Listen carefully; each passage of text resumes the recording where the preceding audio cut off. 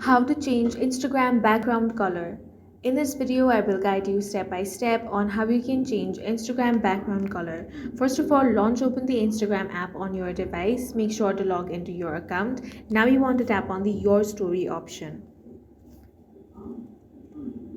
Over here, go ahead and click a picture, or you can upload one from your gallery. After that, if you want to change the background, then all you want to do is tap on the draw option. Now at the bottom you will find different color options. Go ahead and select whichever you want. For example, I have selected pink. Now all you want to do is tap and hold on the screen, and as you can see, the color has been changed. In the same way, you can select whichever color you want. Now you can type over here, or if you want to add any pictures, you can simply tap on the sticker option and from here select photo. Now go ahead and pick whichever photo you want.